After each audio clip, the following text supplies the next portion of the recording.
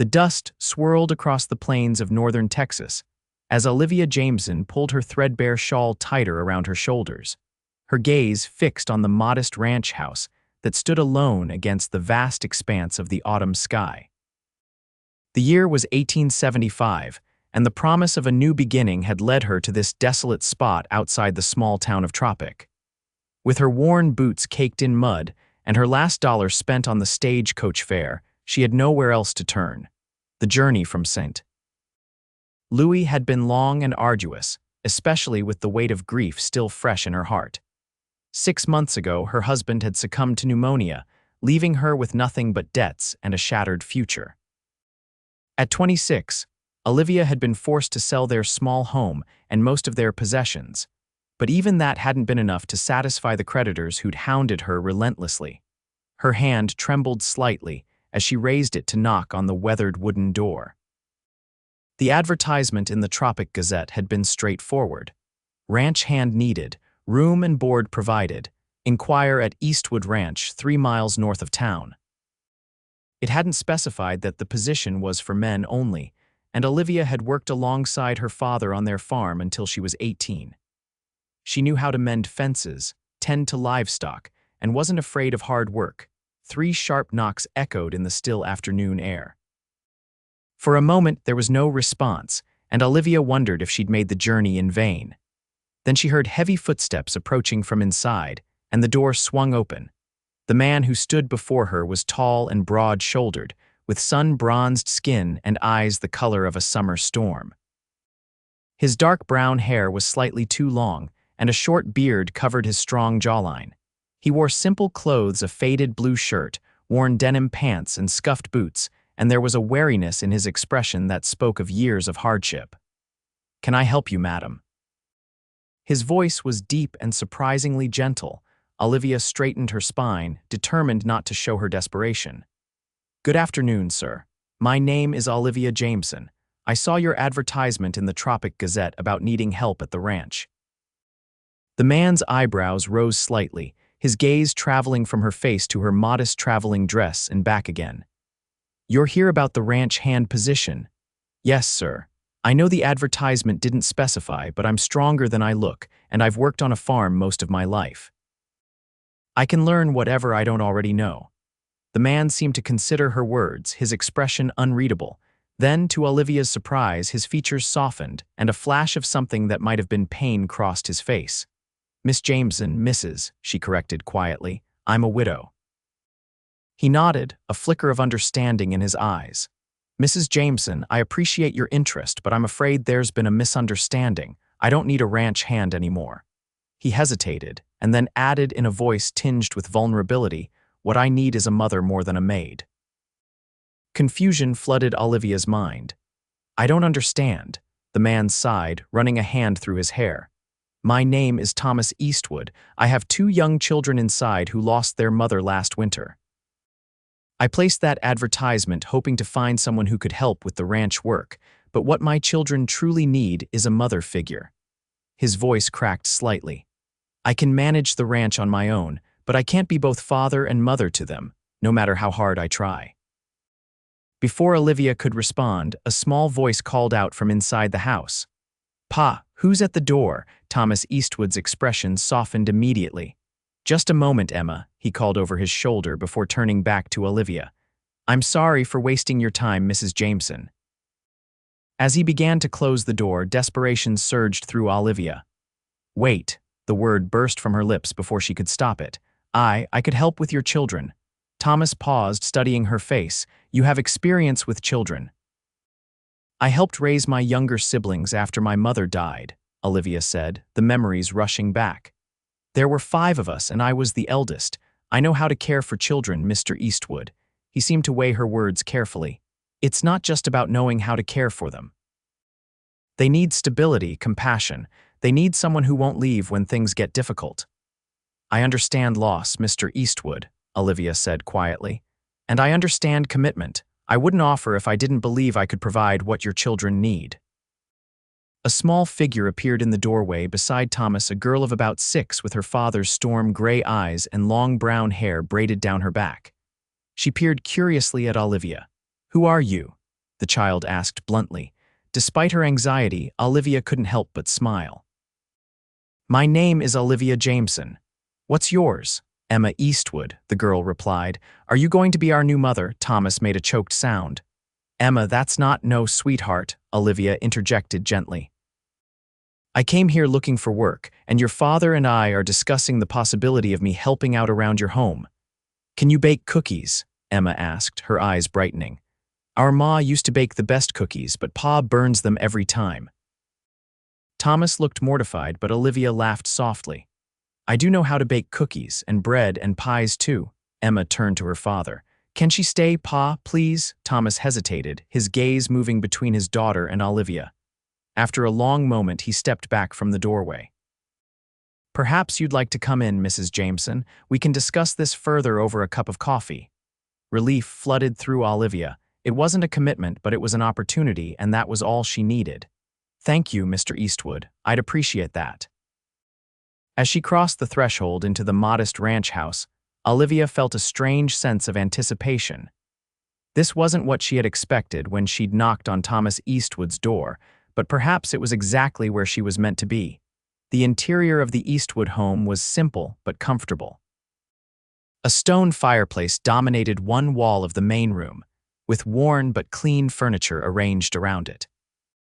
Olivia noticed the little touches that spoke of a woman's handmade quilts draped over chairs, pressed wildflowers in frames on the walls, but there were also signs of neglect that had crept in over the months. Dust collected in corners, and dishes were stacked haphazardly on the kitchen shelves. Please have a seat, Thomas said, gesturing to the kitchen table. Emma, could you go check on your brother? Tell him I'll be there in a moment. As Emma scampered off down a narrow hallway, Thomas moved to the wood stove and lifted a coffee pot. It's not fresh, but it's still warm, he said apologetically. That's fine, thank you. Olivia settled into a chair, removing her gloves and placing them neatly beside her. She watched as Thomas poured coffee into two mismatched cups, his movements careful but unpracticed. When he set a cup before her, she noticed the roughness of his hands, the calluses that spoke of years of hard labor. How do you take it? He asked. Just as it is, thank you. He nodded, taking the seat across from her. For a moment, neither spoke, the silence broken only by the ticking of a clock on the mantelpiece and the distant sound of children's voices. Mrs. Jameson, Thomas began, his fingers curled around his coffee cup. I should explain my situation more clearly. My wife, Sarah, died in childbirth last December along with our infant son. Pain flickered across his features. I have two children, Emma, who's 6, and Daniel, who's 4. I've been managing on my own since Sarah's passing, but... He trailed off, gesturing vaguely at the state of the house.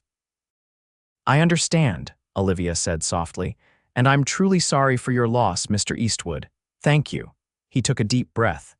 The truth is, I'm struggling.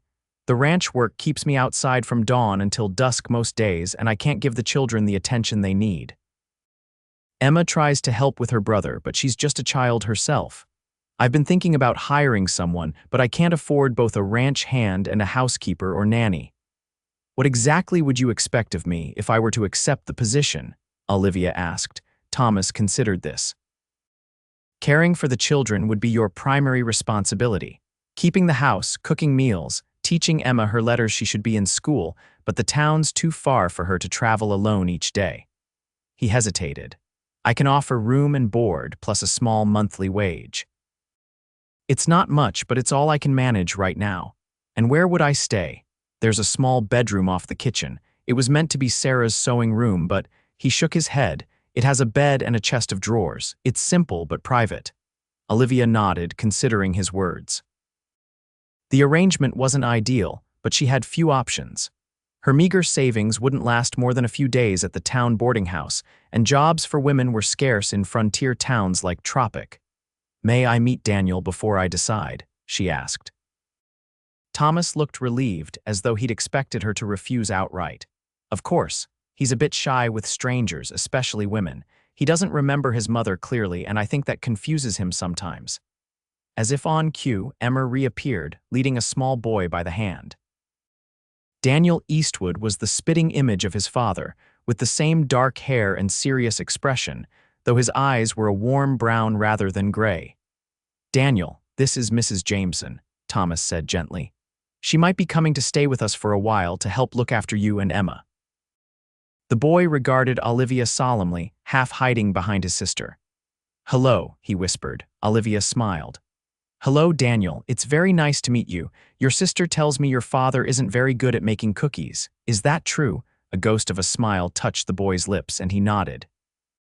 "Pa burned the last batch so bad, even the chickens wouldn't eat them," Emma declared with the brutal honesty of childhood.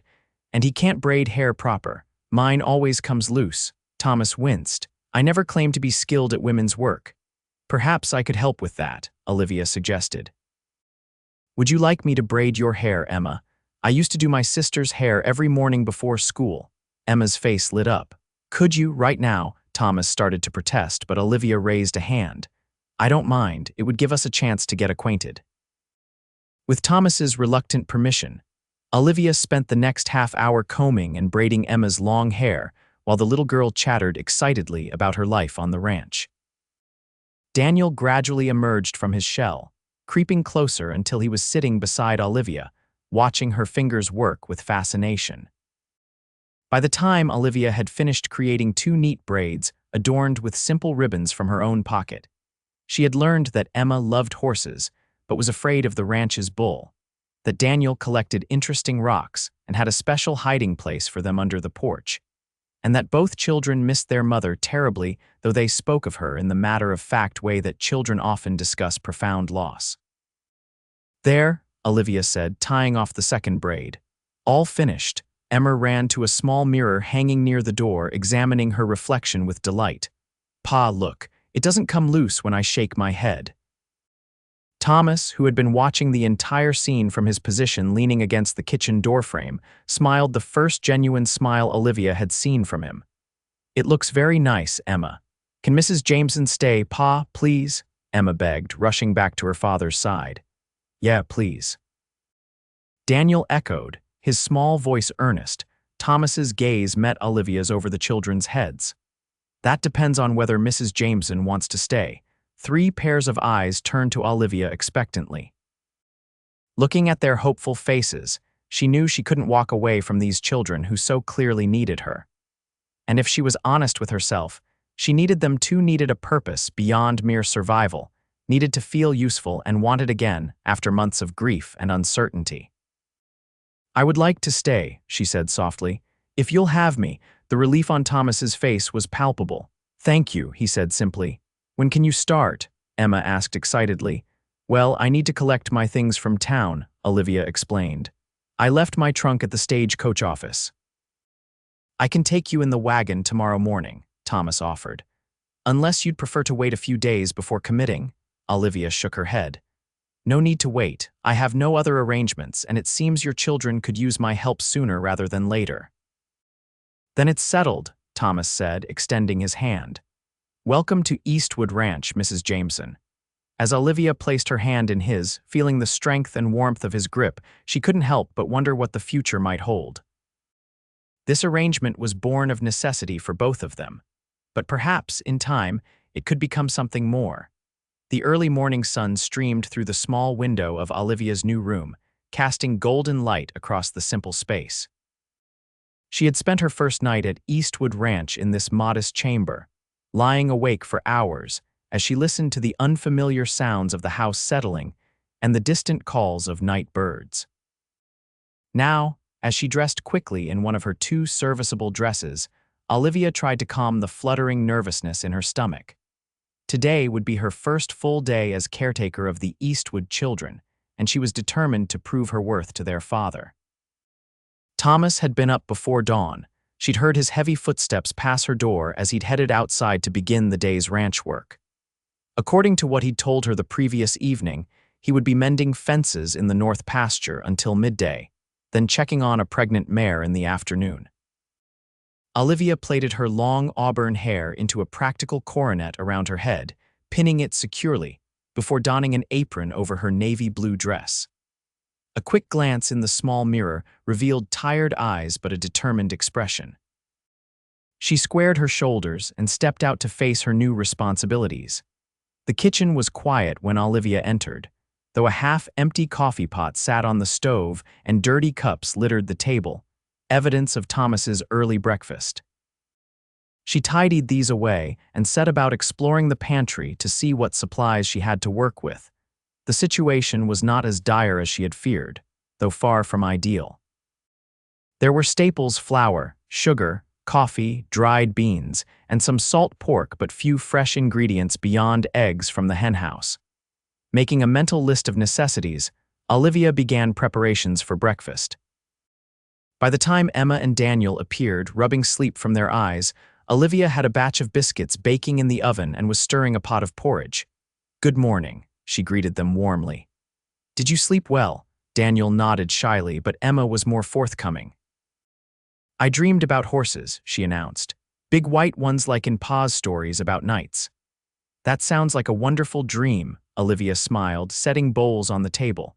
"Would you like porridge with honey or molasses?" "Honey, please," Emma said, climbing onto her chair. Daniel hesitated. "Can I have both?" he asked in a small voice. "A little of each. That sounds like an excellent idea," Olivia replied, earning a tentative smile from the boy. As they ate, Olivia outlined her plans for the day. "First, we'll need to tidy up around the house. Then perhaps we could gather eggs from the henhouse and see what's growing in the garden. After lunch, I thought we might have a reading lesson. Emma and Daniel, you could practice your letters." "Pa usually lets us play all day," Emma said through a mouthful of porridge. "I'm sure he does," Olivia replied diplomatically. "But learning can be fun too, and your father would be very proud to see how much you're learning while he's working hard on the ranch." This reasoning seemed to satisfy Emma, who launched into a detailed explanation of her father's various chores around the property. Listening to the little girl's chatter, Olivia realized how much the children observed and absorbed, even when adults thought they weren't paying attention. After breakfast, she set the children to simple tasks, Daniel collecting the dirty clothes scattered throughout the house, Emma helping to make beds, while Olivia tackled the more substantial cleaning. Months of bachelor housekeeping had left their mark on the Eastwood home, but Olivia approached the challenge methodically, starting with the kitchen. By mid-morning, they ventured outside to the henhouse, where Emma proudly showed Olivia how to approach the chickens without startling them. Daniel followed at a safe distance, still wary of the pecking, clucking birds. "Ma used to let me collect eggs every morning," Emma explained, carefully reaching beneath a hen. "But after she went to heaven, Pa said I was too little to come out here alone." Olivia nodded sympathetically. "It can be dangerous for small children to be around farm animals without an adult nearby. Your father was being cautious because he loves you." "Do you have children, Mrs. Jameson?" Emma asked, depositing an egg in their basket.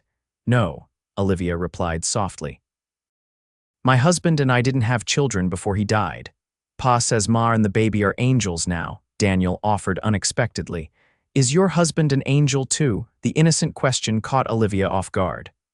"I believe he is," she managed, blinking back sudden tears. "Just like your mother." "Do you miss him like Pa misses Ma?" Emma pressed. "Yes, very much." Olivia took a steadying breath. "But I'm grateful to be here with you and Daniel now. Sometimes when sad things happen, they can lead us to new people to love." Emma considered this. "Are you going to love us?" "I already care for you very much," Olivia answered honestly. "Love grows over time the more we get to know each other." "Pa needs someone to love," Daniel said with the startling insight children sometimes possess. "He's sad all the time." Olivia didn't know how to respond to this observation. Thankfully, a distraction presented itself in the form of a speckled hen that had escaped the coop. The ensuing chase around the yard, complete with peals of laughter from the children, effectively changed the subject. They returned to the house with a basket of eggs and cheeks flushed from exertion. Olivia set about preparing lunch, teaching Emma how to properly set the table while Daniel proudly arranged wildflowers he'd picked in a chipped mug. Thomas returned as Olivia was placing a simple meal of beans, biscuits, and fried eggs on the table. He paused in the doorway, his expression a mixture of surprise and something Olivia couldn't quite name. "Pa," Emma exclaimed. "Mrs. Jameson helped me collect eggs, and she showed me how to make the beds proper with hospital corners, and she says after lunch we're going to have lessons." Thomas raised his eyebrows. "You've been busy." "We've made a good start," Olivia said, suddenly self-conscious under his intense gaze. "Please join us for lunch. It's nothing fancy, I'm afraid." "It looks wonderful," he replied, hanging his hat on a peg by the door. He washed his hands at the pump by the sink, then joined them at the table. "The house looks different, cleaner, Mrs. Jameson made everything smell good," Daniel volunteered. "Like lemons," Thomas smiled at his son. "Is that so? I found some dried lemon peel in the pantry," Olivia explained. "I boiled it with some lavender and used the water for cleaning. It helps freshen things up." The meal progressed with the children recounting their morning adventures to their father, who listened with genuine interest, asking questions and praising their efforts. Olivia observed the interactions quietly, noting how Thomas's entire demeanor softened when he engaged with his children. "What are your plans for the afternoon?" Thomas asked Olivia as the meal concluded. "I thought we'd start with some basic lessons for the children, then perhaps take a walk around the property so I can familiarize myself with the layout," she replied. "Unless there's something specific you'd prefer I attend to," Thomas shook his head. "Your plan sounds fine. I'll be in the west pasture checking on Daisy. She's due to foal any day now." "May I come, Pa?" Emma asked eagerly. "I want to see the baby horse when it comes." "Not today, Emma. You need to stay with Mrs. Jameson for your lessons." Seeing his daughter's crestfallen expression, Thomas added, "But I promise to come get you if it looks like Daisy's ready to deliver." This compromise satisfied Emma, and after helping clear the lunch dishes, the children settled at the table for their lessons. Olivia was pleased to discover that Emma already knew her letters and could read simple words, while Daniel could recognize most of the alphabet. The afternoon passed quickly, with lessons giving way to a nature walk around the immediate vicinity of the house. Olivia learned about the property's boundaries, the location of the well, and which trees produce the sweetest apples in the fall. By the time they returned to prepare dinner, Olivia felt she had gained a better understanding not only of the physical layout of Eastwood Ranch, but also of the emotional landscape of the family she had joined. Thomas returned as dusk was falling, bringing with him the scent of hay and horses. He washed up before joining them at the table, where a stew made from the ingredients Olivia had cobbled together awaited. "This smells delicious," he said, genuine appreciation in his voice. "Wait until tomorrow when I've had a chance to properly plan meals," Olivia replied. "I made a list of supplies we'll need from town." Thomas nodded. "We can go on Saturday if that suits you. I need to sell some calves anyway." "That would be fine, thank you." As they ate, Thomas recounted his day to the children, describing the pregnant mare's condition in terms they could understand. "Daisy's doing well, but the foal isn't quite ready to meet us yet," he explained. "Maybe tomorrow or the next day." After dinner, while Olivia washed the dishes, Thomas surprised her by gathering the children for their bedtime routine. She listened as he patiently helped them wash and change into nightclothes, then settled in the main room to read them a story from a well-worn book of fairy tales. His deep voice carried to the kitchen where Olivia worked, the gentle cadence rising and falling as he brought the characters to life for his enraptured children. When the story concluded, she heard him lead them in a simple prayer before ushering them to bed. Thomas returned to the kitchen just as Olivia was hanging the dish towel to dry. "They're asking for you," he said quietly, "to say good night." Touched, Olivia wiped her hands on her apron and followed him to the children's small bedroom. Emma and Daniel shared the space, their narrow beds on opposite walls with a window between them that overlooked the eastern pasture. "Good night, Mrs. Jameson," Emma called, already tucked beneath her quilt. "Will you make pancakes for breakfast? Paws are always lumpy." Olivia laughed softly. "I think that can be arranged." She moved to Daniel's bed, where the little boy was clutching a carved wooden horse.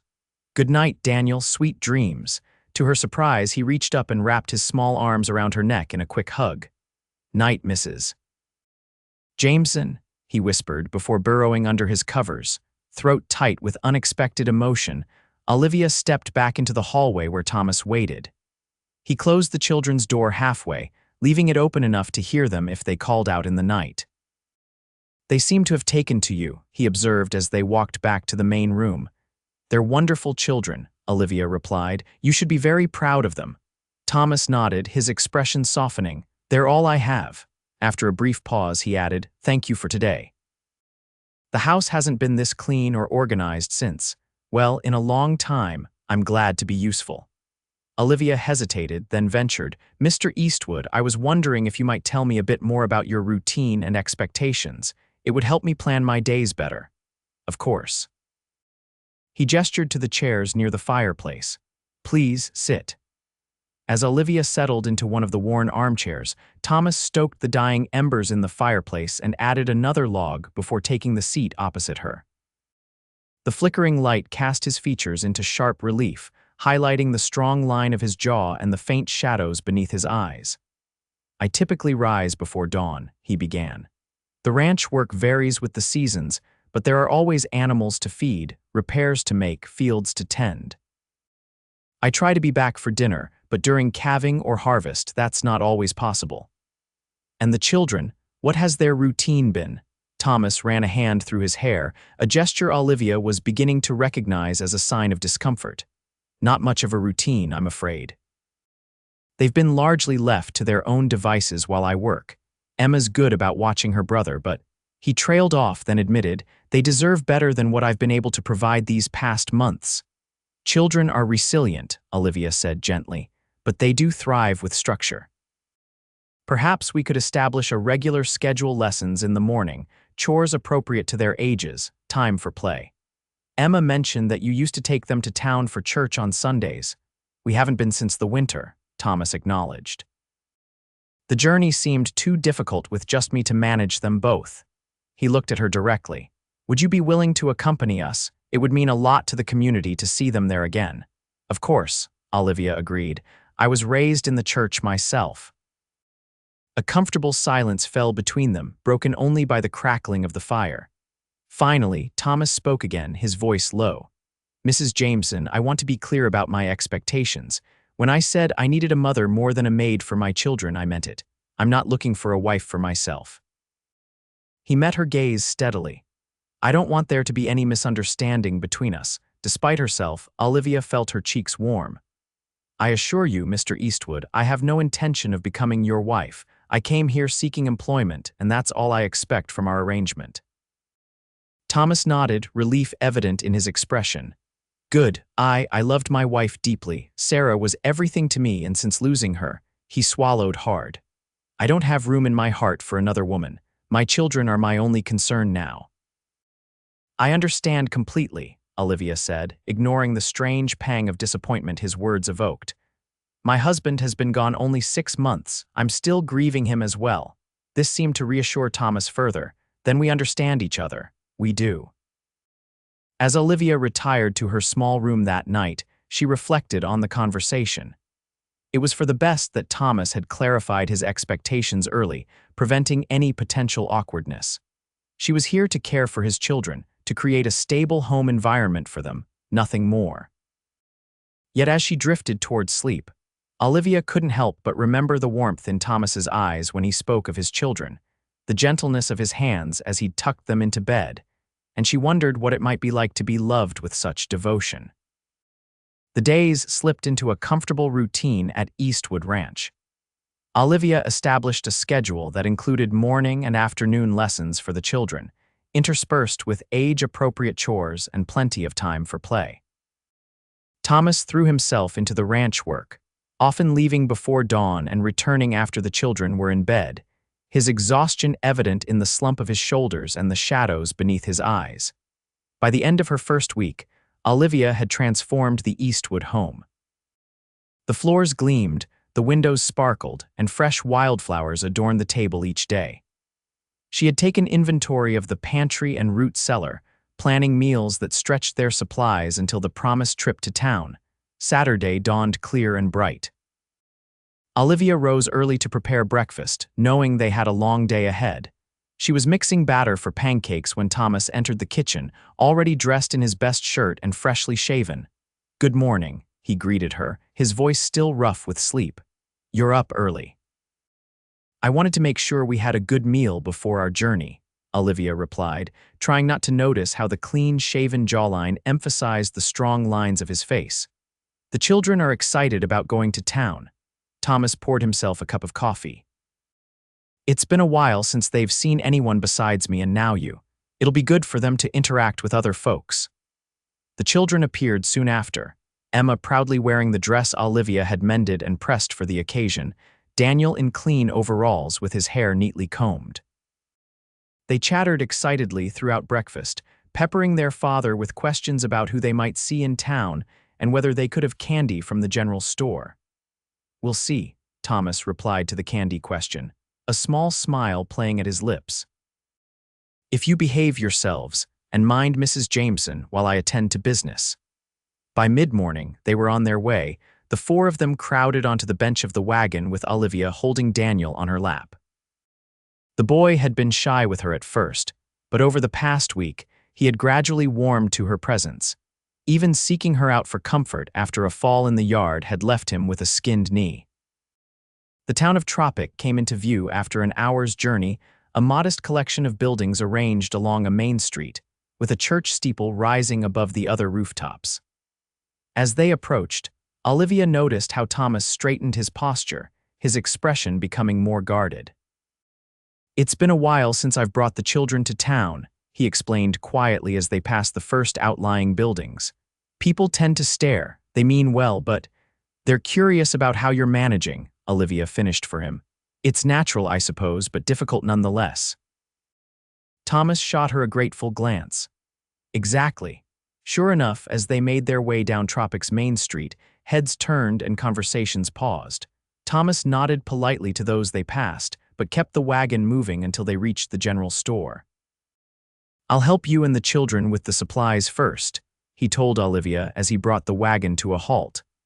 "Then I need to speak with Mr. Patterson at the bank and check in with the cattle buyer at the stockyards."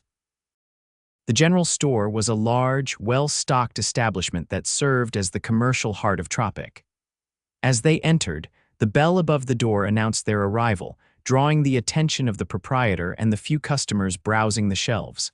"Thomas Eastwood, as I live and breathe." The storekeeper, a portly man with mutton chop whiskers, came around the counter with his hand extended. "Haven't seen you or these little ones in months, Mr. Granger." Thomas shook the man's hand. "Been busy at the ranch." Mr. Granger's curious gaze shifted to Olivia. "And who might this lovely lady be?" Before Thomas could answer, Emma piped up proudly, "This is Mrs. Jameson. She lives with us now and makes the best pancakes and teaches me my letters." A flicker of something surprise, speculation crossed Mr. Granger's face. "Is that so, Mrs. Jameson is helping with the children and the household," Thomas clarified, a hint of tension in his voice. "We need to stock up on supplies today. Mrs. Jameson has a list." Sensing Thomas's discomfort with the storekeeper's obvious curiosity, Olivia smoothly interjected, "Yes, quite a substantial list, I'm afraid. The pantry was rather depleted when I arrived." While Thomas discussed feed prices with Mr. Granger, Olivia guided the children through the store, selecting the items they needed. Daniel was fascinated by a display of pocket knives, while Emma lingered near the bolts of colorful fabric and ribbons. "Can we get some ribbon for my hair, Mrs. Jameson?" Emma asked hopefully. "Like the ones you put in my braids that first day," Olivia hesitated. The ribbons she'd used had come from her own meager possessions, and she was conscious of the need to be frugal with Thomas's money. "Let me check with your father," she replied, turning to seek Thomas's permission. She found him engaged in conversation with an elegantly dressed woman who had entered the store. The woman's hand rested on Thomas's forearm as she spoke to him in a low, intimate voice that set Olivia's teeth on edge for reasons she couldn't quite identify. "Oh, Thomas, you work too hard," the woman was saying. "You really must come to dinner at the Double R soon. Father asks about you constantly." "Thank you, Miss Richardson, but I'm afraid I'm quite busy with the ranch," Thomas replied, his posture stiff. "Victoria, please," the woman insisted. "After all, we've known each other for years." Her gaze shifted to Olivia as she approached, and her smile cooled noticeably. "And who is this, Mrs. Olivia Jameson?" Thomas introduced her. "She's helping with the children and the household." Mrs. Jameson, this is Miss Victoria Richardson. Her father owns the Double R Ranch west of town. Charmed, I'm sure, Victoria said, though her tone suggested otherwise. She was perhaps 30, with corn silk blonde hair arranged in an elaborate coiffure beneath an expensive-looking hat. Her dress was of the latest fashion, the kind Olivia had seen in magazine illustrations but never expected to encounter in a frontier town like Tropic. Likewise, Olivia replied politely. Mr. Eastwood, Emma was wondering if we might purchase some hair ribbons. I wanted to consult with you before adding them to our order. Of course, Thomas agreed, seeming relieved at the interruption. Whatever the children need. Victoria's perfectly arched eyebrows rose slightly. You've given your employee authority over purchases for your children, Thomas. How progressive of you. The condescension in her tone made Olivia's spine stiffen, but before she could respond, Thomas spoke. Mrs. Jameson has excellent judgment. Now, if you'll excuse us, Miss Richardson, we have quite a lot to accomplish today. Victoria's smile tightened. Of course. Do give my regards to your charming children. With a rustle of expensive fabric, she departed, the bell above the door tinkling in her wake. I apologize for that, Thomas said quietly once she was gone. Victoria Richardson has certain expectations regarding my future that I don't share. There's no need to explain, Olivia assured him, though she felt a curious relief at his words. It's not my place to question your personal acquaintances. Thomas held her gaze for a moment longer than necessary. Nevertheless, I wanted you to understand. The remainder of their time in the general store passed without incident. Mr. Granger was efficient in filling their order, and Thomas was generous in allowing small treats for the children, not only hair ribbons for Emma, but also a small bag of candy and a wooden spinning top for Daniel. As promised, Thomas left Olivia and the children at the store while he attended to his business at the bank and stockyards. I shouldn't be more than an hour, he told them. Perhaps you could take the children to the park across the street. It would give them a chance to run off some energy before the journey home. The park was a modest square of grass with a few benches and a towering oak tree in the center. Emma and Daniel raced toward the tree as soon as Olivia gave permission, their laughter carrying on the warm summer air. Olivia settled on a bench, enjoying the simple pleasure of watching the children play. They had been cooped up at the ranch for so long that this outing was a special treat for them. Emma organized a game of tag, showing remarkable patience with her younger brother as he struggled to keep up with her longer strides. You must be the new help at Eastwood Ranch. Olivia turned to find an older woman standing beside her bench, a kind smile on her weathered face. Yes, I'm Olivia Jameson, she replied, moving over to make room. And you are, Martha Turner. My husband's the doctor here in Tropic.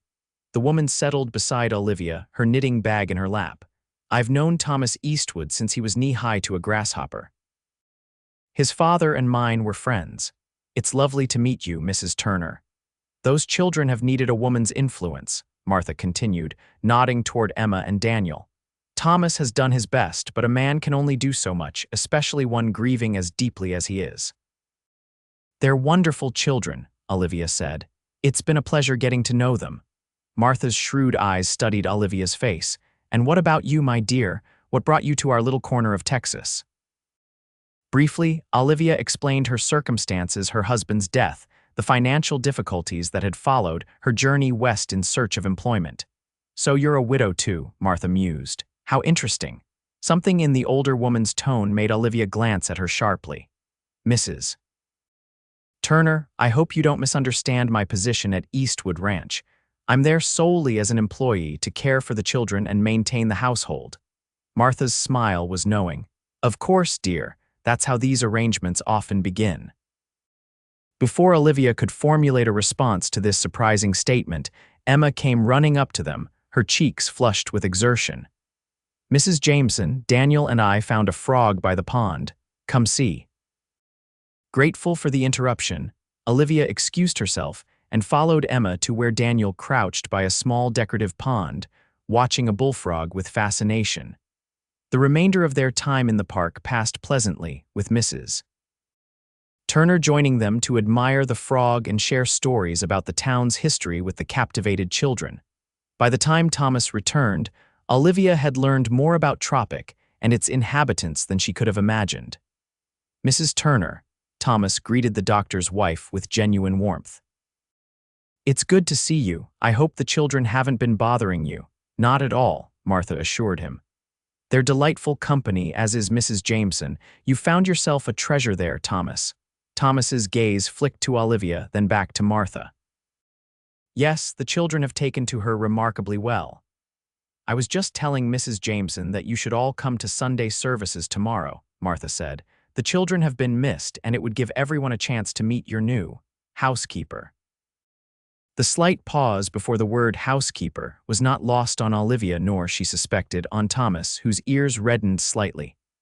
"We plan to attend," he assured Martha. "Now we should be getting back to the ranch. It's a long ride, and we have supplies to unload before dark." The journey home was quieter than the trip to town had been. The children, tired from their excursion, dozed against Olivia's sides as the wagon rumbled along the dusty road. Thomas drove in silence, his expression thoughtful. "You made quite an impression on Mrs.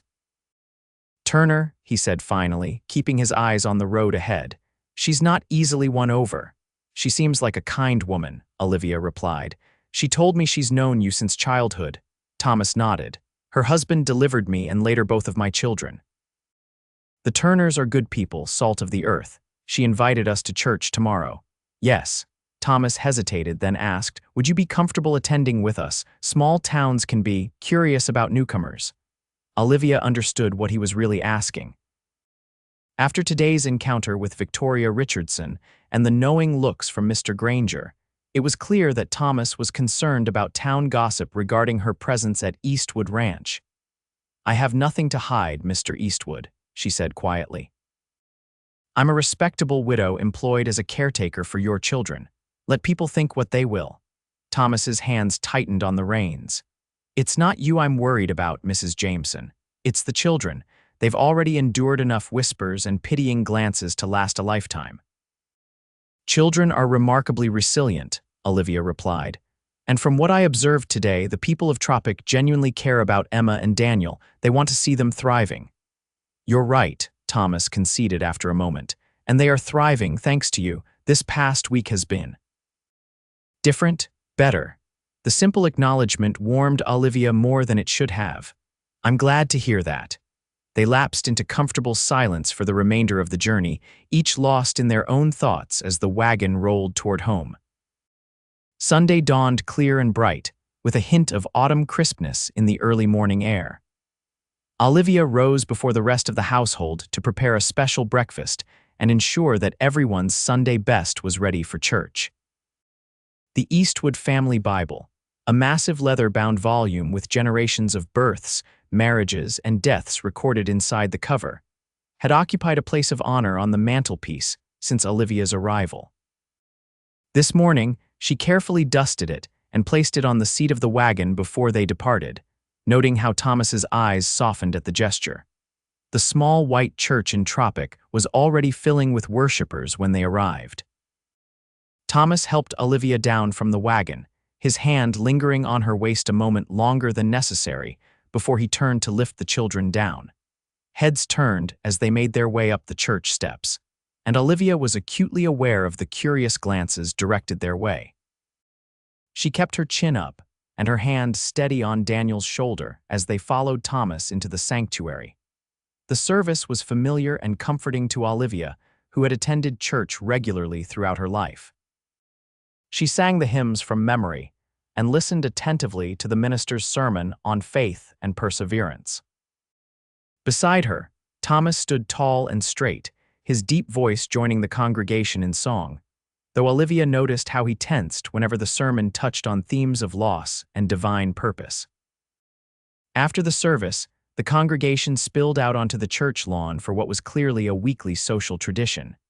Women spread tablecloths on the grass and unpacked baskets of food, while men gathered in small groups to discuss crops and cattle prices. "Thomas, bring your family over here." Martha Turner called, waving from a large quilt spread beneath an elm tree. As they approached, Olivia realized that Martha had deliberately used the word family, drawing curious glances from those nearby. Thomas must have noticed too, for his jaw tightened slightly. "Doctor Turner," he greeted Martha's husband, a distinguished-looking man with salt and pepper hair. "Good to see you, sir." "Likewise, Thomas, and these must be Emma and Daniel. My, how you've grown." The doctor beamed at the children. "And you must be Mrs. Jameson. My wife has spoken highly of you." "It's a pleasure to meet you, Dr. Turner," Olivia replied, accepting his firm handshake. "Join us for lunch," Martha insisted, patting the quilt beside her.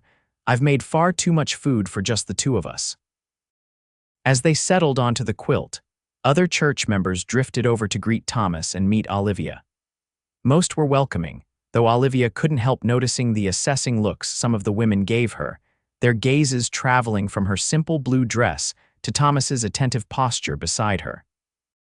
Victoria Richardson made an appearance shortly after they'd begun eating, elegant as ever in a lavender dress that must have cost more than Olivia had earned in a year at her last position. She greeted Thomas warmly, pointedly ignoring Olivia's presence.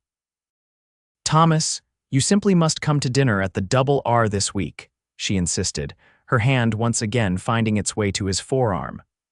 "Father has a business proposition that would benefit you greatly." "I appreciate the invitation, Victoria, but my responsibilities at the ranch keep me fully occupied," Thomas replied, his tone polite but firm. Victoria's smile tightened almost imperceptibly. "Surely you could spare one evening. Mrs. Jameson could watch the children, couldn't she?" "That is what you're paying her for, after all."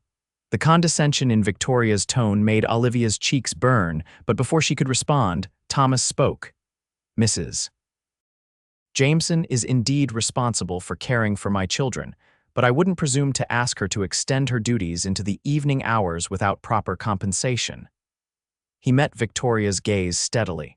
"And frankly, I prefer to spend my evenings at home with Emma and Daniel." Victoria's face flushed with embarrassment or anger, perhaps both. "I see. Well, the invitation remains open should you change your mind." With a nod that deliberately excluded Olivia, she moved away to join another group. "I apologize for that," Thomas murmured, leaning closer to Olivia. "Victoria can be persistent." "There's no need to apologize," Olivia assured him, though she felt a curious sense of satisfaction at his rejection of Victoria's invitation. The remainder of the afternoon passed pleasantly. Emma and Daniel joined the other children in games on the church lawn, their laughter a balm to Olivia's spirit. She found herself engaged in conversation with several of the town's women, including Martha Turner and the minister's wife, answering their questions about her background and her role at Eastwood Ranch with as much candor as propriety allowed. By the time they departed for home, Olivia felt she had passed some unspoken test. The initial curiosity about her presence in Thomas's household had given way to a tentative acceptance, at least among most of the churchgoers. "That went better than I expected," Thomas remarked as they drove home, the children once again dozing in the back of the wagon after their active day. "Your neighbors seem like good people," Olivia replied. "They clearly care about you and the children." Thomas nodded. Tropic has its share of gossips, like any small town, but at its heart, it's a community that looks after its own. He glanced at her. "And they seem to have accepted you as part of that community." "I'm glad," Olivia said softly. "It's been a long time since I felt I belonged somewhere." Something in her tone must have revealed more than she intended, for Thomas's expression softened. "Emma and Daniel already consider you part of our family, you know. Daniel asked me yesterday if you were going to stay forever." The simple statement caught Olivia off guard. "What did you tell him?" "The truth, that you came to us as an employee, but we hope you'll be happy enough to stay for a good long while." Thomas kept his eyes on the road, but his voice held a note of uncertainty. "I hope that was all right." "Of course," Olivia assured him, trying to ignore the way her heart lifted at his words. "I have no plans to leave anytime soon. I've grown quite fond of the children and the ranch." Thomas's smile was brief but genuine. "I'm glad to hear it." The weeks slipped into months, and before Olivia realized it, autumn had painted the Texas landscape in gold and crimson. life at Eastwood Ranch settled into a comfortable rhythm. Each day brought its own challenges, and Joy's Emma's first successful reading of an entire story without help, Daniel's proud presentation of a drawing he'd made of their family, which included Olivia standing between him and Emma, with Thomas towering protectively over them all. Thomas remained reserved, but Olivia noticed subtle changes in his behavior. He began joining them for meals more regularly, even adjusting his work schedule to be home for dinner most evenings. He lingered afterward, listening as Emma recounted her day's lessons or as Daniel explained his latest rock collection findings. Sometimes, in the quiet evenings after the children were asleep, Thomas and Olivia would sit by the fire, discussing the children's progress or plans for the ranch. These conversations, initially stilted and formal, gradually became more personal. Thomas spoke of his hopes for Emma and Daniel's future, his concerns about raising a daughter without a mother's guidance, his determination to build a legacy they could be proud of. In turn, Olivia shared stories of her own childhood, her marriage to James Jameson, and the dreams they'd shared before his illness had claimed him. She found that speaking of James became easier with time, the sharp edge of grief gradually softening to a gentle ache. What she couldn't share was the growing awareness that her feelings for Thomas were changing. She told herself it was natural, this attachment to the man whose children she cared for, whose home she maintained. But in the quiet moments when their hands accidentally brushed while passing the coffee pot, or when she caught him watching her with an unreadable expression, Olivia knew she was in danger of breaking the unspoken boundary between them. One crisp October afternoon, as Olivia was hanging laundry on the line behind the house, she heard the sound of approaching hoofbeats. Shading her eyes against the sun, she saw Thomas riding in from the north pasture at a gallop, unusual for the normally cautious horseman. Olivia. He called as he drew near, using her given name for the first time. Get the children inside, quickly. Alarmed by the urgency in his voice, Olivia called to Emma and Daniel, who had been playing nearby. Children, come inside right now. But Mrs. Jameson, Emma protested, we're building a fort for my dolls. Now, Emma, Olivia insisted, gathering Daniel into her arms as Thomas dismounted. There's a grass fire to the north, Thomas explained breathlessly as they hurried toward the house. Wind's blowing it this way. I need to plow a fire break before it reaches the ranch. Olivia's heart raced with fear. Is there anything I can do to help? Keep the children inside and ready to evacuate if necessary. Thomas's expression was grave. Pack essentials, clothes, food, water just in case. The wagon's hitched in the barn. We'll be ready, Olivia promised. Please be careful, Thomas. He nodded once, his gaze lingering on her face before he turned and remounted his horse. Inside, Olivia tried to maintain a calm demeanor for the children's sake as she quickly gathered supplies. We're going to play a game, she told them, keeping her voice steady. Let's see how fast we can pack a bag with everything we might need for a camping trip. Emma, perceptive as always, wasn't fooled. Is it because of the fire, Mrs. Jameson? I saw the smoke when we were outside. Olivia knelt to the child's level. Yes, Emma, there is a fire, but your father is working to protect the ranch. We're packing just to be safe because that's the sensible thing to do. Daniel's lower lip trembled. I don't want our house to burn. It won't, sweetheart, Olivia assured him, gathering him into a hug. Your father knows what he's doing. The next few hours were among the longest of Olivia's life. She kept the children occupied with stories and simple games, but her attention was focused on the windows, watching the horizon where a dark plume of smoke grew steadily larger. By late afternoon, the air was hazy with smoke, and Olivia had moved the wagon from the barn to the front of the house, loaded with their essential belongings. The chickens and Thomas's favorite horse, a gentle mare named Penny, had been secured in the corral nearest the well, where Olivia could douse them with water if necessary. It was nearly dusk when Thomas finally returned, his face streaked with soot, his clothes singed in places. Olivia rushed to meet him as he stumbled from his exhausted horse. The fire's contained, he rasped, his voice rough from smoke. We plowed a wide enough fire break, it won't reach the ranch house. Relief flooded through Olivia. Thank God, are you hurt? Come inside, you need water and rest." Thomas allowed her to guide him to the house, where the children greeted him with cries of joy and concern. "Pa, you're all dirty," Daniel exclaimed, wrinkling his nose. "Fighting fires is dirty work, son." Thomas managed a tired smile. "But we won, the ranch is safe." While the children peppered Thomas with questions about the fire, Olivia prepared a basin of warm water and gathered clean towels and a fresh shirt.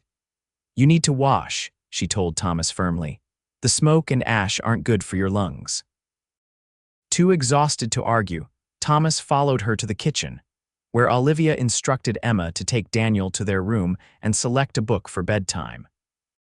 Once the children were out of sight, she helped Thomas remove his ruined shirt, wincing at the angry red marks where sparks had burned through the fabric to the skin beneath. "These need tending," she said, her voice professionally detached despite the flutter in her stomach at the sight of his bare chest. "Sit down and let me clean them properly." Thomas obeyed, sinking onto a kitchen chair with a groan of relief. "You're bossy when you're worried," he observed, a hint of amusement in his tired eyes. "I'm efficient in a crisis," Olivia corrected him, dipping a cloth in the warm water. "Hold still, this might sting." As she gently cleaned the soot and dirt from his burns, Olivia was acutely aware of Thomas's gaze on her face, studying her with an intensity that made her cheeks warm. His skin was hot beneath her fingertips, whether from the fire or something else, she couldn't tell. "You did well today," he said quietly. "Having the wagon packed, moving the animals closer to water, those were smart decisions." "I grew up on a farm," Olivia reminded him. "Prairie fires were a constant threat in the summer months. My father taught us to be prepared." "Your father taught you well." Thomas winced slightly as she applied a salve to one of the burns. "I'm grateful you were here. The children trust you. They weren't afraid because you were calm." Olivia's hands stilled for a moment. "They were brave because they're your children, Thomas. They've inherited your strength." Their eyes met, and something shifted in the air between them, an acknowledgement of feelings that had been building slowly over the past months, like a spring thaw after a long winter. "Olivia, Thomas began, his voice low. "Pa." Emma's voice called from the hallway. "Daniel's crying because he's worried about the chickens." The moment broken, Olivia stepped back, handing Thomas the clean shirt. "You should go to them," she said softly. "They need to see that you're all right." Thomas nodded, pulling on the shirt and buttoning it quickly. Before he left the kitchen, he paused, his hand briefly touching Olivia's. "We'll talk later," he promised, his eyes conveying what his words could not. Later never came that evening. By the time Thomas had reassured the children and helped put them to bed, exhaustion had claimed him. Olivia found him asleep in his chair by the fire, his head tilted at an uncomfortable angle. Rather than wake him, she gently covered him with a quilt and retired to her own room, her thoughts in turmoil. The brush with danger had clarified things for Olivia. She could no longer pretend that her feelings for Thomas were simply those of an employee for her employer, or even a friend for a friend. Somewhere along the way, amid the daily routines and quiet evenings, the shared concerns for Emma and Daniel, and the gradual healing they had both experienced, Olivia had fallen in love with Thomas Eastwood. The realization should have frightened her, given his clear statement months earlier that he had no room in his heart for another woman. Yet Olivia had seen the change in him, had felt the subtle shift in their relationship. The question was whether Thomas himself recognized that shift, and whether he would allow himself to acknowledge it. The answer came several days later, as November settled over the ranch with its shorter days and longer nights. Thomas had been quieter than usual since the fire, spending more time alone in the barn or riding the boundaries of his property. When he was with the family, he was attentive to the children but careful to maintain a polite distance from Olivia, as though the moment of intimacy in the kitchen had unsettled him. On this particular evening, after the children were asleep, Olivia sat by the fire mending one of Daniel's shirts. She had assumed Thomas was in the barn, where he'd taken to spending his evenings recently, and was startled when the front door opened and he entered, bringing with him the crisp scent of the autumn night. "I thought you were in the barn," she said, setting aside her mending. "I was." Thomas removed his hat and coat, hanging them by the door. But it's getting colder out there and… He hesitated, then finished, and I wanted to speak with you.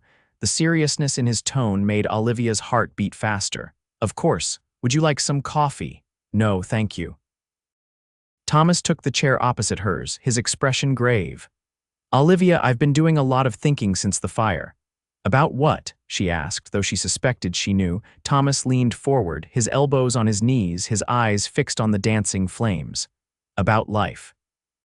About how quickly everything you care about can be threatened or taken away. He drew a deep breath. About what's important. Olivia remained silent, sensing that Thomas needed to find his own way through this conversation. When Sarah died, he continued after a moment, I thought my heart died with her. I couldn't imagine ever feeling complete again. The children were all that kept me going. He glanced up at Olivia. And then you arrived on our doorstep. Thomas, Olivia began, but he raised a hand. Please let me finish. This isn't easy for me. Thomas ran a hand through his hair, a gesture Olivia now recognized as a sign of his discomfort with expressing emotions. When you first came here, I made it clear that I wasn't looking for a wife. I believed that with all my heart. But over these past months, something has changed. Hope bloomed in Olivia's chest, but she kept her expression carefully neutral. What has changed, Thomas? Everything. His gaze met hers directly now. The way the house feels when you're in it, the way the children laugh again. The way I find myself watching for you first thing in the morning and last thing at night. Thomas's voice dropped to a near whisper. The way my heart beats when you're near. Olivia couldn't speak past the lump in her throat. She had dreamed of hearing such words from him, but had convinced herself it was impossible. I know this isn't what you signed on for, Thomas continued. You came here seeking employment, not this complicated situation, and I would understand completely if you don't share these feelings. But after the fire, I realized that life is too short and too precious to hide from the truth. He took a deep breath. And the truth is, Olivia Jameson, I have fallen in love with you. The simple declaration hung in the air between them, profound in its honesty. Olivia's hands trembled in her lap as she searched for the right words to respond. I came here looking for work, she said finally, her voice soft but steady. What I found was a home, a family. She met his gaze directly. And a man I never expected to love but do with all my heart. The tension in Thomas's face eased, replaced by a cautious hope. Truly, truly. Olivia smiled through the tears that had gathered in her eyes. I've been fighting these feelings for weeks, telling myself that you weren't ready, that it was too soon for both of us. But the heart doesn't follow a timetable, does it? No, Thomas agreed, a smile lighting his features. It certainly doesn't. He rose from his chair and crossed the small space between them, kneeling before her and taking her hands in his. I don't want you to be my employee anymore, Olivia. I want you to be my wife, a mother to Emma and Daniel in truth, not just in function. His voice grew husky with emotion. Will you marry me? Joy washed over Olivia in a wave so powerful it nearly took her breath away. Yes, she whispered. Yes, Thomas, I will marry you. With infinite tenderness, Thomas drew her into his arms, his lips finding hers in a kiss that spoke of all the love and promise that had been building between them. Olivia melted into his embrace, feeling as though she had finally, truly come home. Their wedding was a simple affair, held in the Tropic Church, 2 weeks before Christmas. Martha Turner had taken charge of the arrangements, insisting that Olivia deserved a proper ceremony even if she had protested that a visit to the justice of the peace would suffice. Nonsense, Martha had declared. Those children need to see their father and new mother joined properly before God and the community. It's important for them, and for you both. And so, on a clear December morning, Olivia stood beside Thomas at the altar, Emma and Daniel flanking them like small sentinels. Emma, resplendent in a new dress with ribbons in her hair, served as Olivia's maid of honor, while Daniel, solemn in his best suit, proudly bore the simple gold band that Thomas would place on Olivia's finger. The church was filled with well-wishers. Nearly the entire town had turned out for the occasion. Even Victoria Richardson was present, her face carefully composed though her eyes betrayed her disappointment. As they exchanged their vows, Olivia looked into Thomas's eyes and saw the future unfolding before them, years of love and growth, challenges overcome together, joys shared and multiplied. When the minister pronounced them husband and wife, and Thomas kissed her before the assembled congregation, Olivia felt a sense of rightness that transcended all the hardship and loss that had led her to this moment. The celebration afterward, held at the Eastwood Ranch with food and music provided by the townspeople, was filled with laughter and good wishes. Emma and Daniel moved through the crowd like royalty, proudly introducing guests to our new Ma with unabashed delight. Late in the afternoon, as the celebration continued around them, Thomas drew Olivia aside to a quiet corner of the yard. "Happy?" he asked, his arms encircling her waist. "More than I ever thought possible," she replied, leaning into his embrace. "Though I'm still not sure I deserve all this." "You deserve every happiness," Thomas assured her. "You brought life back to this family, Olivia. You restored my heart when I thought it was beyond repair." "We restored each other," she corrected gently. "And now we have our whole lives ahead of us." Thomas smiled, pressing a kiss to her forehead. "Yes, we do. A lifetime of memories to create, children to raise, love to share." "Speaking of children," Olivia said hesitantly, "I was thinking, perhaps someday when the time is right, we might consider adding to our family. Emma and Daniel might enjoy having a younger sibling or two." The joy that spread across Thomas's face told her everything she needed to know. "I would like nothing better than to have more children with you, Mrs. Eastwood." The name, her new name, sent a thrill through Olivia. "Then it's settled. Though perhaps we should wait a bit, until we've all had time to adjust to our new arrangements." "Whatever you think best," Thomas agreed. "We have all the time in the world now." As the winter progressed and Christmas approached, the Eastwood household was transformed by the combined efforts of the newly formed family. Olivia and the children decorated the house with pine boughs and red ribbons, strung popcorn and cranberries for the small tree Thomas had cut from their land, and baked endless batches of cookies and pies that filled the house with mouth-watering aromas. Thomas found himself watching his wife. The words still filled him with wonder as she moved through their home, her presence illuminating spaces that had been dark for too long. The children flourished under her care, Emma blossoming into a confident young girl whose reading had improved dramatically, Daniel becoming more outspoken and secure, his nightmares about losing his father to the same mysterious illness that had taken his mother gradually fading. Christmas morning dawned bright and cold, with a rare dusting of snow covering the Texas landscape. Emma and Daniel woke at first light, rushing into Thomas and Olivia's bedroom with exuberant energy. "Ma, Pa, wake up. It's Christmas." Emma bounced onto the bed, while Daniel hung back slightly, still adjusting to the new sleeping arrangements in the household. "Come here, little man," Thomas invited, holding out his arms. Daniel needed no further encouragement, launching himself into his father's embrace with a giggle. Olivia sat up, her hair loose around her shoulders, her eyes soft with sleep and happiness. "Merry Christmas, my loves," she said, opening her arms to Emma, who snuggled against her side. "Shall we see what Santa brought?"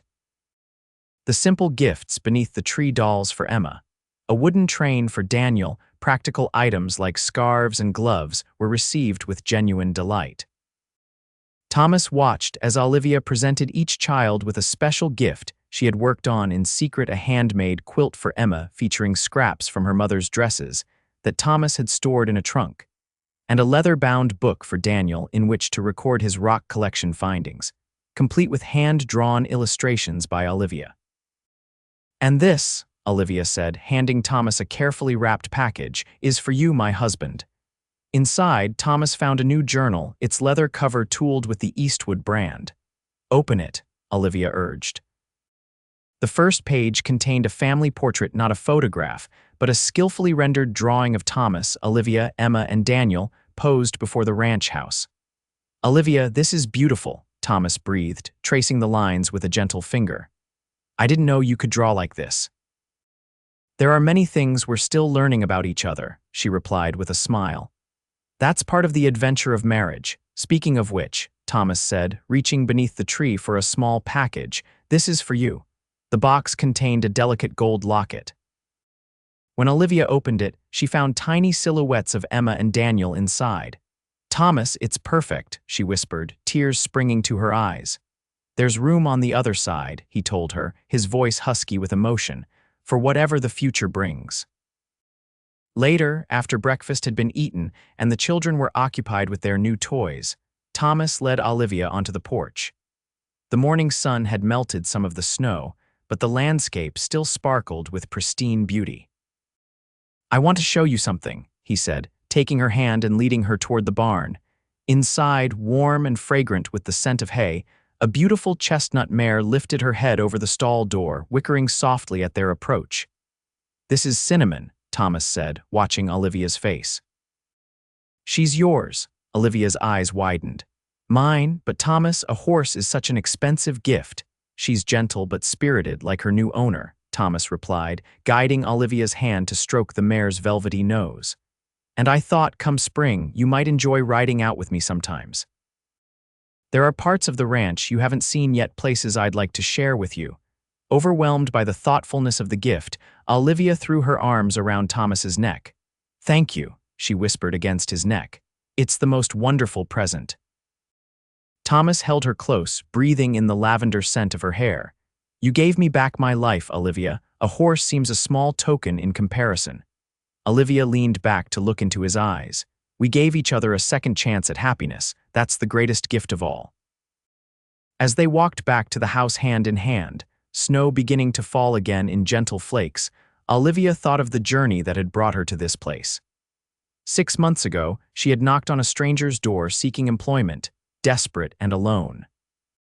Now she was walking beside her husband, toward a home filled with love and the laughter of children. "What are you thinking?" Thomas asked, noticing her contemplative expression.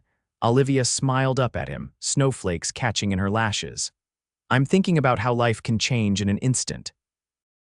How a single decision like answering an advertisement in a small town newspaper can alter everything." Thomas squeezed her hand. "I thank God every day that you found that advertisement, that you had the courage to come to my door. And I thank God that you needed a mother more than a maid," Olivia replied softly. As they reached the porch, the sound of Emma and Daniel's laughter spilled out from the open door, a beacon calling them home. Thomas paused, drawing Olivia into his arms for a kiss that held all the promise of their future together. "Merry Christmas, Mrs. Eastwood," he murmured against her lips. "Merry Christmas, my love," Olivia replied, her heart full to overflowing. The first of many, and it was. The years flowed by like the seasons, each bringing its own joys and challenges to the Eastwood family. The spring following their Christmas wedding brought renewal in more ways than one. As wildflowers carpeted the Texas plains, Olivia discovered she was expecting their first child together.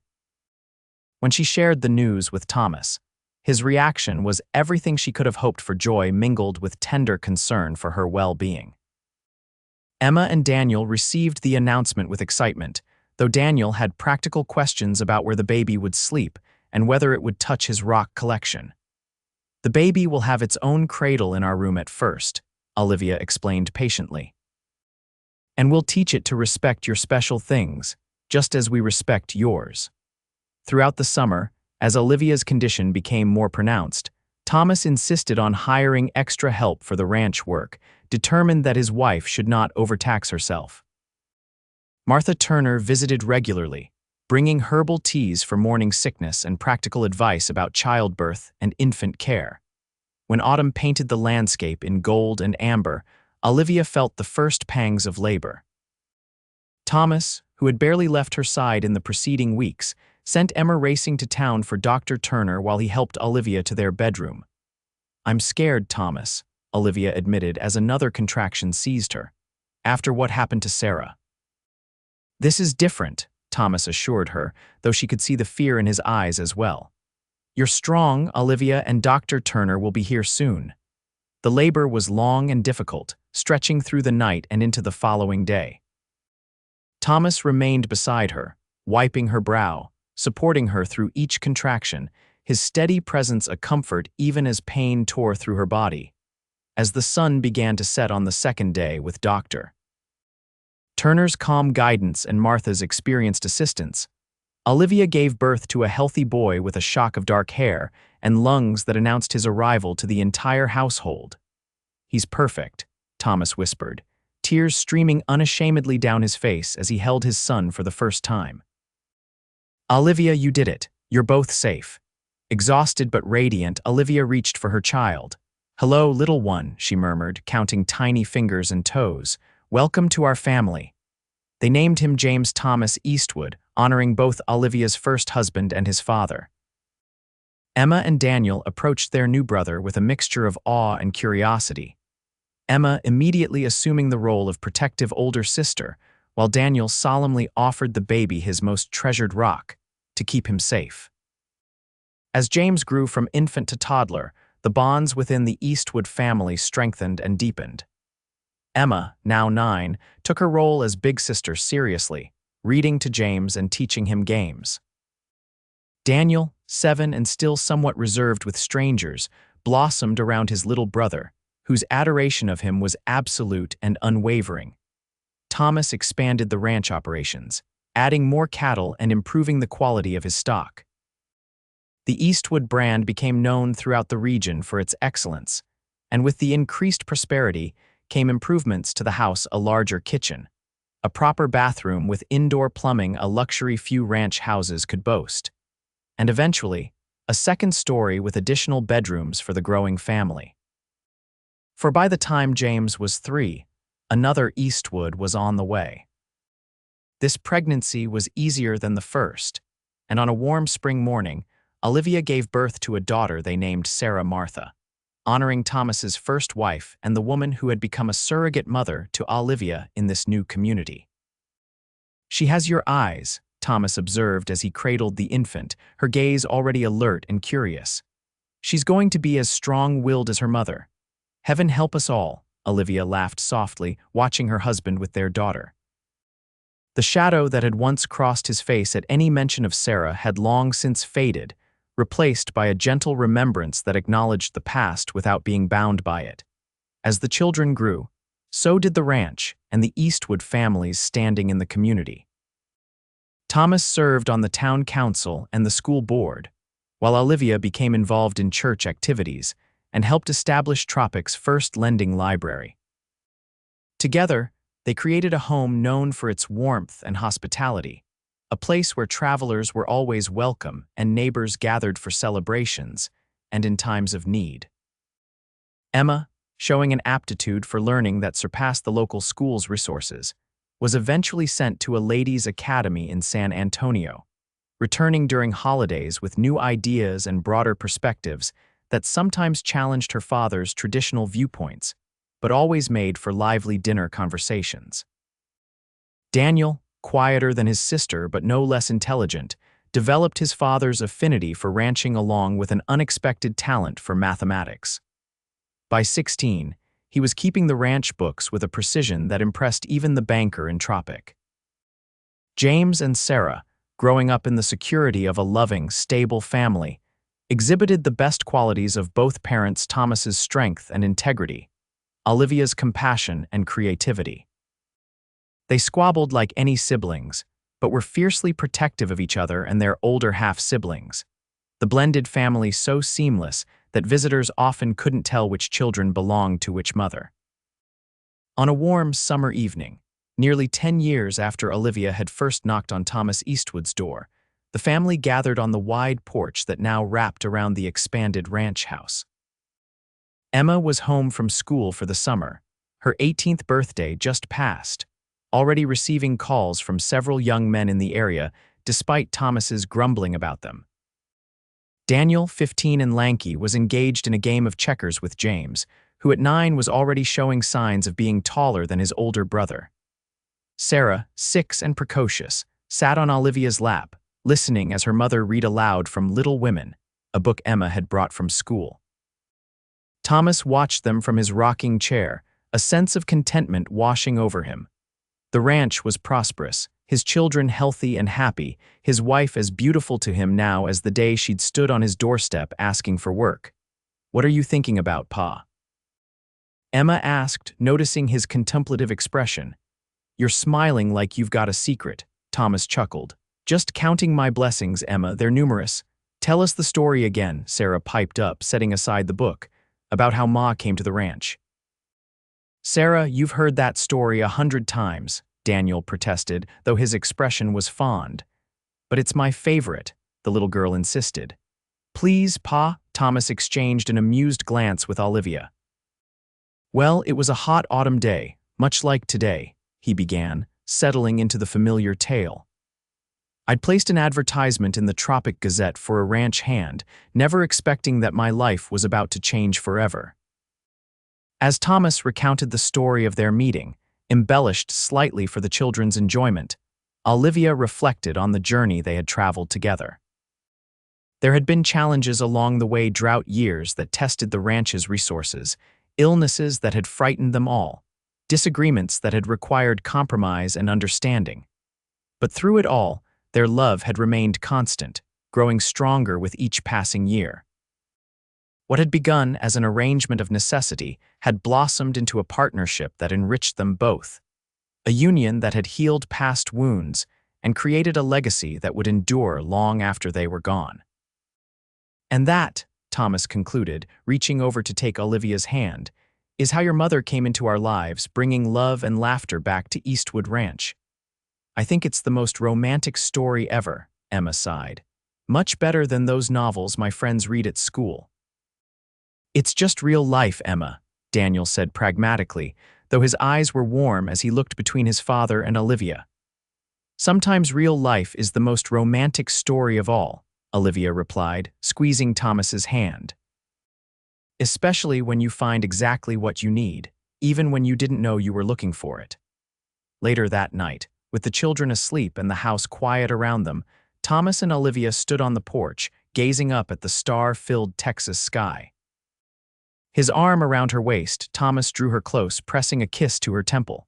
"Thank you," he said softly. "For what?" Olivia asked, leaning into his embrace.